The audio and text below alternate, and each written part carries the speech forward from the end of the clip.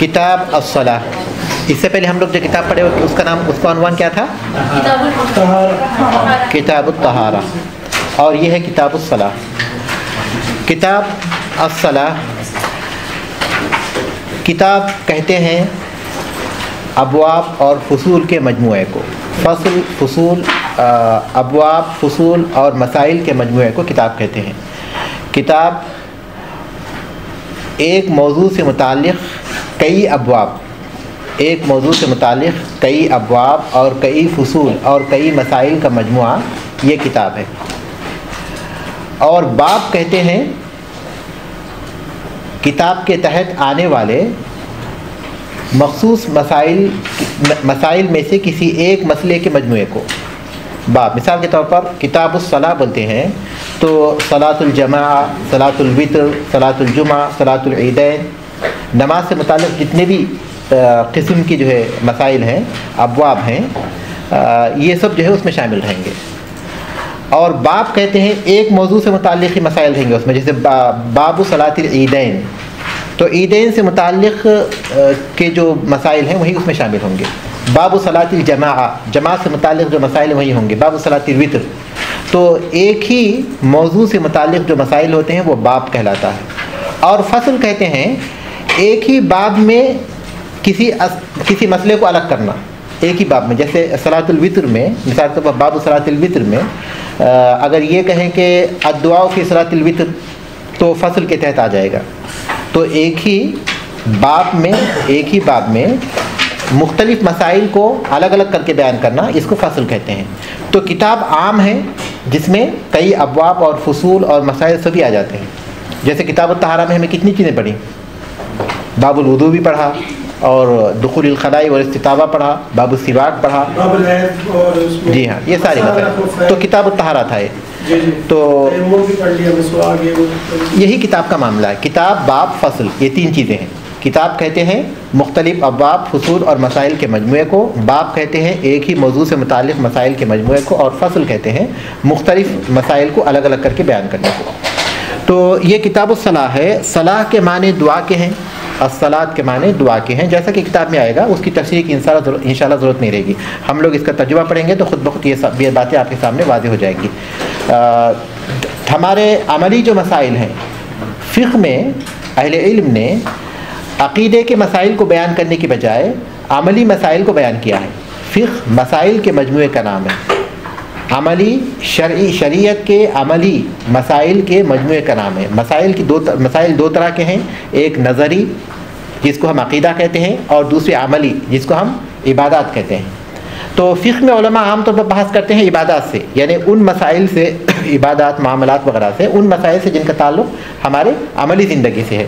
اعتقاد سے فقہ میں بحث نہیں کرتے، عقیدے سے فقہ میں بحث نہیں کرتے. اس لیے ہم دیکھ رہے ہیں دو طرح کے ہیں، ایک عملی اور دوسرے نظری، اعتقادی یا نظری. تو فقہ میں جو بحث ہوتی ہے وہ عملی مسائل سے ہوتی ہے. اسی لیے انہوں نے آغاز کیا کتاب الطہارہ سے، کیونکہ طہارت بنیاد ہے نماز کے لیے. گویا اصل میں آغاز نماز سے ہے، لیکن چونکہ نماز طہارت کے بغیر نہیں ہوتی، اس لیے پہلے طہارت کا باب رکھتے ہیں. تو بنیادی طور پر یہاں تک پہنچنا ہے، نماز تک. تو مقدمہ آغاز میں کچھ ضروری باتیں، وضاحتیں رکھنے کو مقدمہ کہتے ہیں، جو تقدیم سے ہے، جس کے معنی پیش کرنے کے ہیں. اس باب میں کیا چیز پیش ہوگی، اس موضوع سے متعلق کچھ ضروری باتیں اس میں بیان کی گئی ہیں. الصلاۃ فی اللغۃ الدعاء، الصلاۃ فی اللغۃ الدعاء. صلاۃ کے معنی لغت میں دعا کے ہیں. الصلاۃ، صلاۃ فی اللغۃ، لغت میں الدعاء، دعا، یعنی صلاۃ کے معنی لغت میں دعا ہے. قال القاضی عیاض، قاضی عیاض رحمۃ اللہ علیہ کہتے ہیں. قاضی عیاض یہ علامہ حافظ قاضی ابو الفضل عیاض ابن موسیٰ ہے. قاضی ابو الفضل عیاض ابن موسیٰ ہیں. 476 میں ان کی ولادت ہوئی اور 544 میں ان کا انتقال ہوا. مالکی ہیں اور بہت بڑے عالم ہیں، کئی کتابوں کے مؤلف ہیں. مغرب میں پیدا ہوئے، اس کے بعد علم کے حصول کے لیے مختلف جگہوں پر انہوں نے ہجرت کی، یہاں تک کہ پھر مغرب ہی میں واپس ہے اور وہیں ان کا انتقال ہوا. مغرب کے بہت بڑے علماء میں سے ہیں. قال القاضی عیاض، قاضی عیاض رحمۃ اللہ علیہ کہتے ہیں، هو قول اکثر اہل العربیۃ والفقہاء، یہ اکثر اہل عرب اور فقہا کا قول ہے. کیا قول؟ صلاح کے معنی دعا کے ہیں. یہ اکثر عربی دان اور فقہا یہی کہتے ہیں کہ یہ دعا کے معنی میں آتا ہے. لفظ صلاح، صلاۃ کے لفظ معنی دعا کے ہیں. ہوا قولو، یہ قول ہے اکثر اہل العربیۃ والفقہا، اکثر اہل عرب اور فقہا کا. وتسمیۃ الدعاء صلاۃً معروف فی کلام العرب، اور دعا کو نماز کہنا اور دعا کو نماز کا نام دینا. وتسمیۃ الدعاء، اور دعا کو نام دینا. صلاۃً، نماز کا، صلاح کا. نماز مت لکھیے، صلاح لکھیے، صلاح ہی لکھیے، کیونکہ ابھی ہم لوگ نماز کے معنی میں نہیں پہنچے. صلاۃ ہی لکھیے. اور دعا کو صلاح کا نام دینا معروف ہے عرب، کلام عرب میں، عرب کے کلام میں دعا کو صلاۃ کہنا معروف ہے. عرب میں دعا کو صلاۃ کہنا معروف ہے. لیکن شریعت میں کیا ہے؟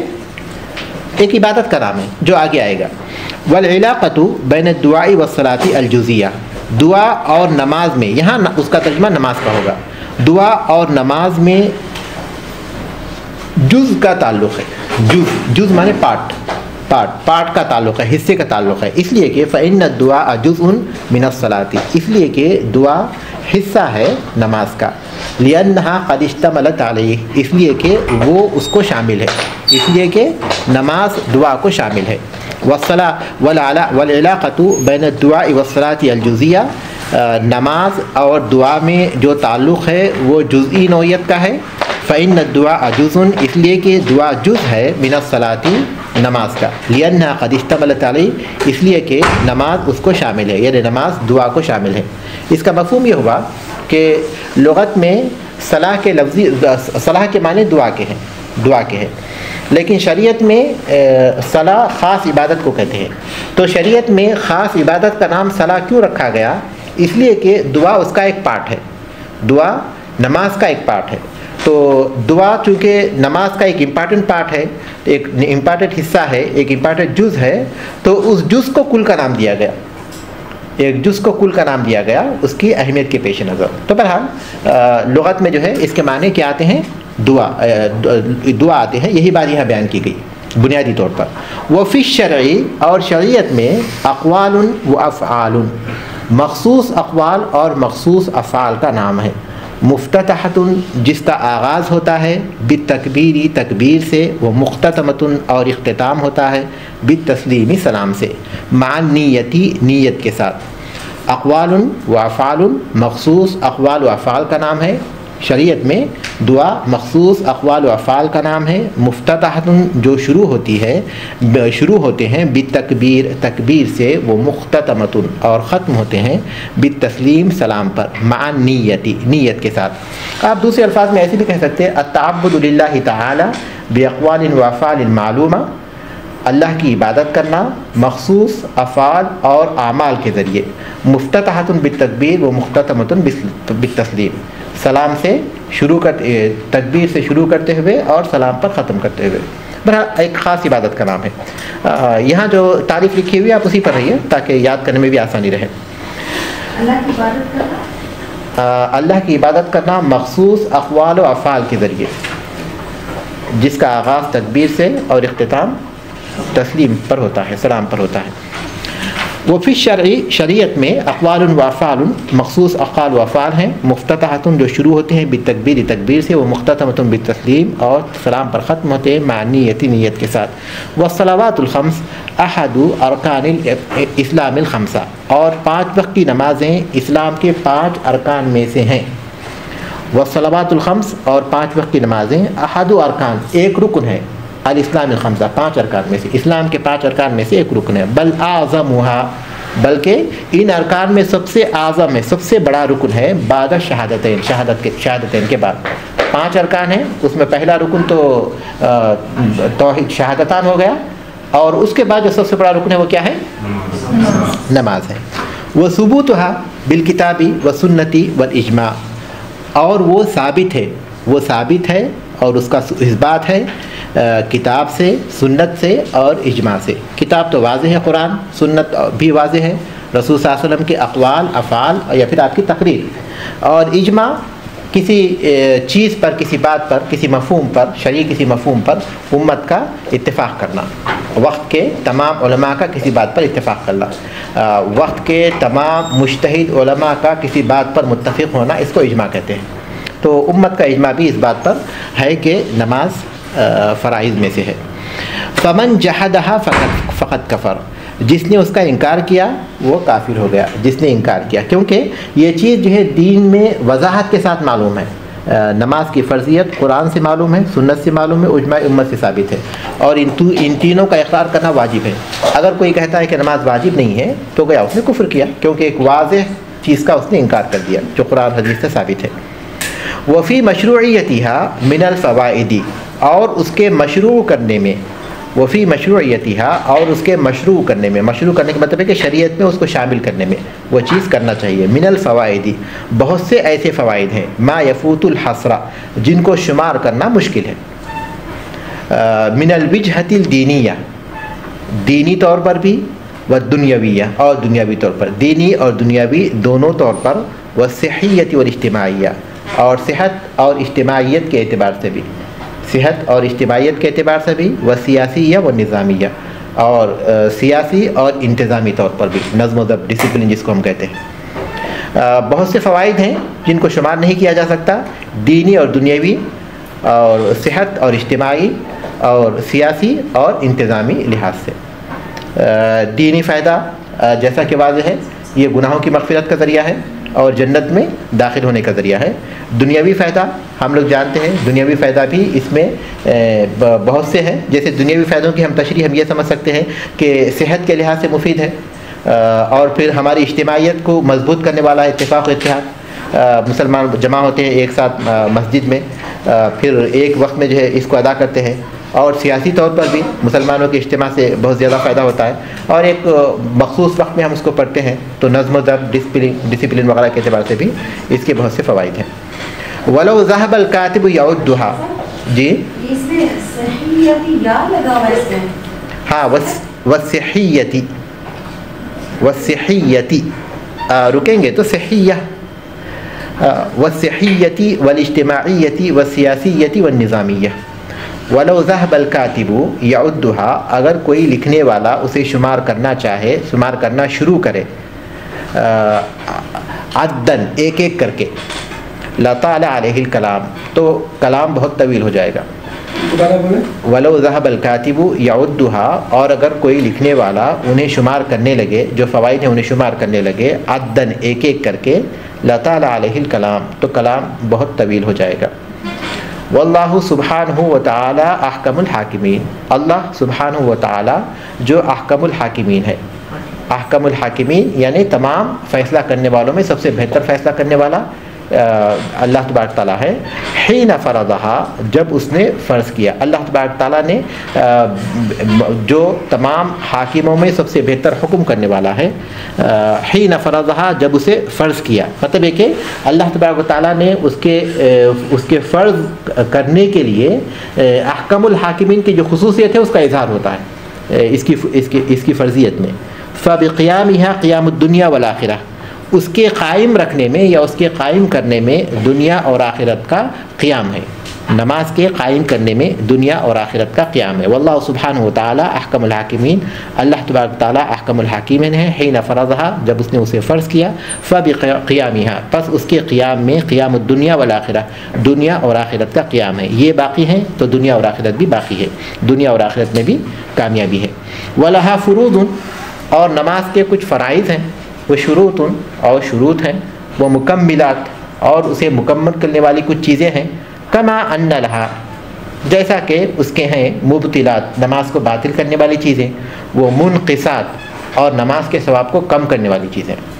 ولہا فروض، اور اس کے فرائض ہیں، وہ شروط، اور شروط ہیں، وہ مکملات، اور اسے مکمل کرنے والی چیزیں ہیں، کما ان لہا، جیسا کہ اس کے مبطلات ہیں، نماز کو باطل کرنے والی چیزیں ہیں، وہ منقصات، اور اس کے ثواب کو کم کرنے والی چیزیں ہیں۔ ٹھیک ہے، 5 چیزیں انہوں نے بیان کی۔ نماز میں کتنے قسم کے احکام ہیں؟ نماز میں کچھ فرائض ہیں، کچھ شروط ہے، مکملات سے مراد ہے مستحب امور، نماز کو مکمل کرنے والی چیزیں، یعنی اس کے ثواب کو جو مکمل کرتی ہے اس سے مراد ہے مسنون یعنی سنن، آپ اس کو کہیے मुस्तहब या सुनन। और फिर चौथी चीज़ उन्होंने बयान की मुबतिलात, नमाज को बातिल करने वाली चीज़ें, मुबतिलातुस्सला। और पाँचवीं चीज़ उन्होंने बयान की मुनक़िसात, मुनक़िसात जो नमाज के सवाब को कम कर देती हैं, तो उसको हम कहते हैं मकरूहात, मकरूहात कह सकते हैं। तो नमाज में कुछ चीज़ें ऐसी हैं जो फ़राइज़ हैं, कुछ चीज़ें ऐसी हैं जो शुरूत हैं, और कुछ चीज़ें ऐसी हैं जो कि सुनन है, और कुछ चीज़ें ऐसी हैं जो नमाज को बातिल कर देती है, कुछ चीज़ें ऐसी हैं जो बातिल तो नहीं करती लेकिन सवाब को कम कर देती हैं। उसको हम मकरूहात कहें या मुनक़िसात कहें।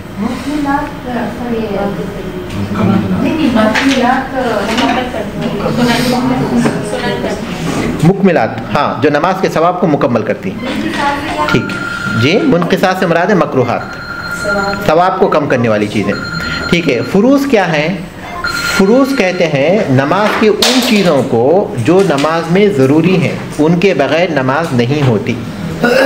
फ़ुरूज़ नमाज के उन ज़रूरी अक़वाल व अफ़आल को कहते हैं जिनके बग़ैर नमाज नहीं होती, और वो नमाज का पार्ट है, जैसा कि सूरतुल फ़ातिहा पढ़ना, रुकू करना, सजदा करना। ठीक है, फ़ुरूज़ नमाज में उन चीज़ों को कहते हैं जो नमाज का लाज़िमी हिस्सा है, उनके बग़ैर नमाज नहीं होती, उनमें से कोई अगर छूट जाए तो नमाज नहीं होती, वो उनको फ़ुरूज़ कहते हैं। और शुरूत नमाज की फ़र्ज़ जो है नमाज का पार्ट है, नमाज में शामिल है। ठीक है, और शुरूत जो है नमाज से पहले कुछ काम हैं जिनको पूरा करना ज़रूरी है, उनके बग़ैर नमाज नहीं होती, और वो नमाज से पहले करने होते हैं लेकिन वो नमाज के आखिरी तक कायम रहते हैं। मिसाल के तौर पर काबे की तरफ रुख करके नमाज़ पढ़ना, या फिर वुदू करना, या फिर सत्रुल औरा, सत्र ढाकना, अपने बदन को ढाकना, तो ये नमाज के शुरूत में से है। नमाज पढ़ने से पहले वुदू करना ज़रूरी है, क़िबले की तरफ रुख करना ज़रूरी है, और फिर अपने सत्र को ढाकना ज़रूरी है, तो ये शुरूत में शामिल है। लेकिन ये नमाज के आखिरी तक रहेंगे। ऐसा नहीं कि अगर कोई नमाज़ पढ़ते पढ़ते अगर किसी का वुज़ू टूट गया तो फिर शुरूत ख़त्म हो गई, तो फिर उसकी नमाज भी बातिल हो गई। तो शुरूत जो है नमाज की वो चीज़ें हैं जो नमाज में ज़रूरी हैं लेकिन नमाज से पहले होती हैं और नमाज के ख़त्म होने तक बाकी रहती हैं, जबकि फ़र्ज़ जो है नमाज के साथ शुरू होती है।